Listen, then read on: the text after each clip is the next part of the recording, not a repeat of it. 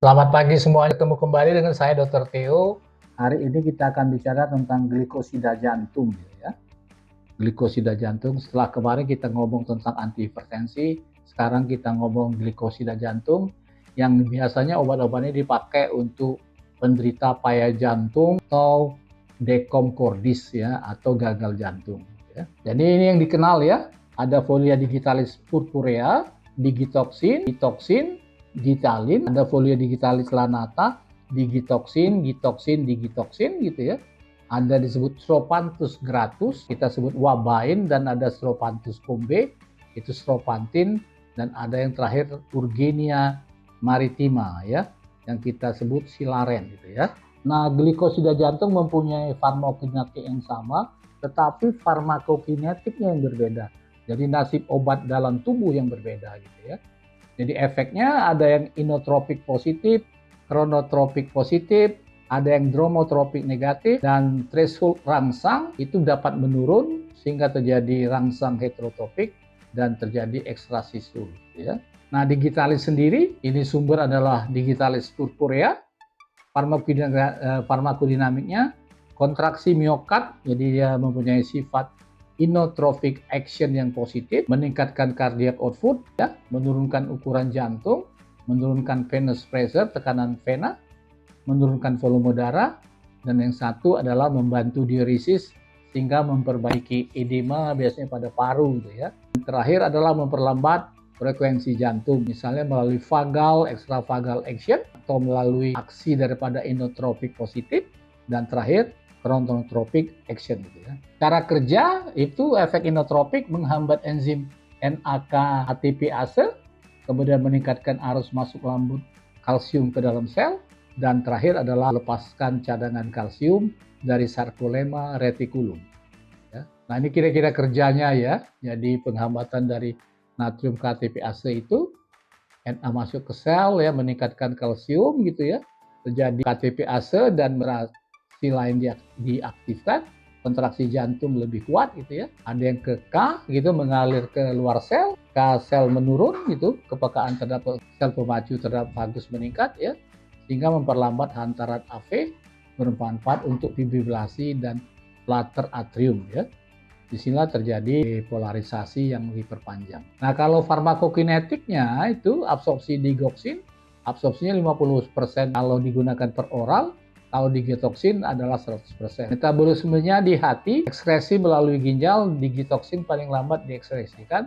Cara pemberian digoxin itu ada oral dan entral gitu ya. Nah, digoxin ini yang paling tua lah ya yang dipakai ya. Ini untuk indikasi gagal jantung, fibrilasi, flutter atrium, takikardia paroksimal. Kontraindikasi adalah sindroma Wolff-Parkinson-White dan myocard infarction. Ini kalau dosis oral 0,75 sampai 1,5 mg per hari. Kalau intravena 0,25 per miligram per hari. Efek samping ini ya, kalau pada pencernaan bisa anoreksia, mengurangi nafsu makan gitu ya, mual muntah. Kemudian pada jantung tanda-tanda keracunan ini ekstrasisul, fibrilasi atrium, dan ventricle. Jadi hati-hati terutama pada pasien-pasien hipokalemia, gangguan pembentukan rangsang SA dan AV block, kemudian susunan saraf, sakit kepala, trigeminal neuralgia, letih, disorientasi, afasia, delirium, konfusi, dan halusinasi. Pada mata bisa terjadi samtopsia, penglihatan kabur, diplopia, skotoma. Lain-lain ginikomastia, urtikaria, dan eosinofilia. Ya. Interaksi obat, nah ini yang harus diingat ya, hipokalemi dan hipomagnesium menjadi predisposisi keracunan digitalis atau digoxin. Kalsium dan digitalis mempunyai efek yang sama pada jantung.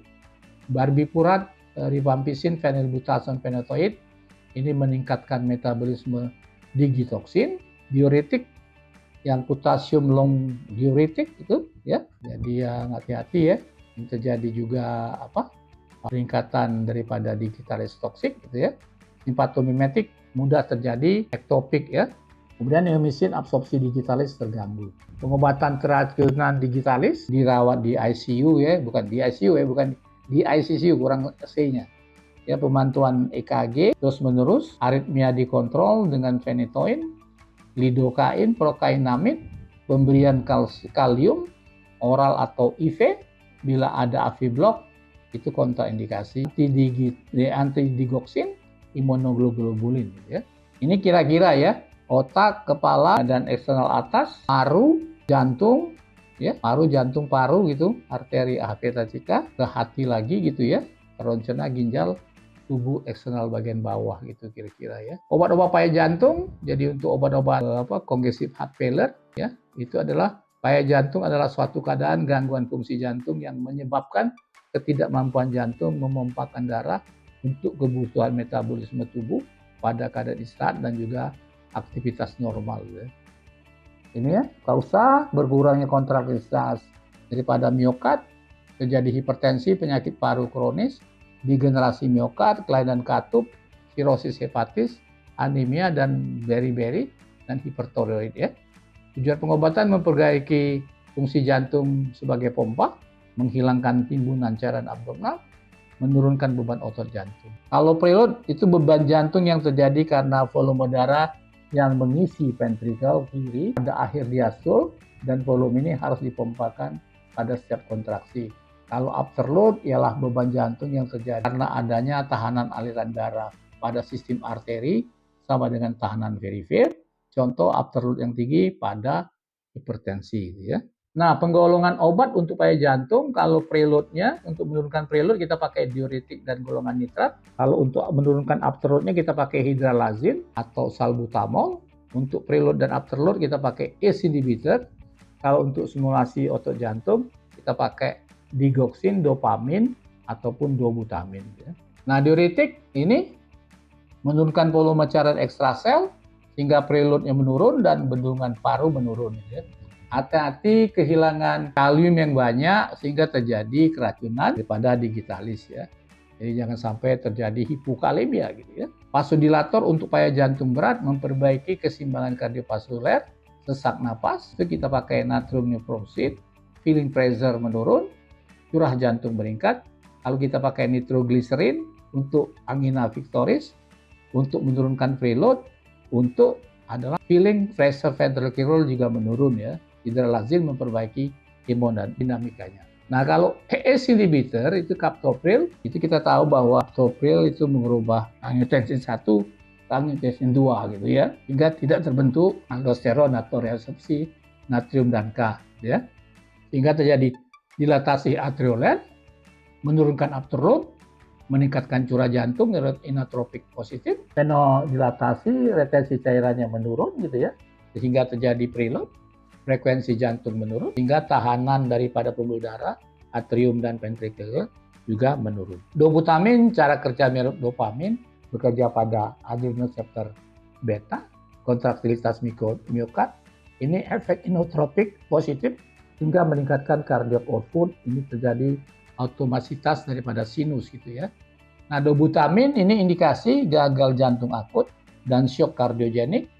Kalau kontraindikasi, stenosis hipertropik subaortik idiopatik dan hipotensi serta aritmia. Kalau efek samping takikardia, aritmia, hipertensi dan angina, interaksi obat, beta blockers menghambat kerjanya dengan anestesi umum, menimbulkan efek resiko aritmia, serta dengan MAO inhibitors menimbulkan krisis hipertensi. Dosis pada gagal jantung 2 sampai 20 makrogram ya per menit. Kalau yang pada shock kardiogenik 2 sampai 20 mikrogram per menit ya dalam infus ya.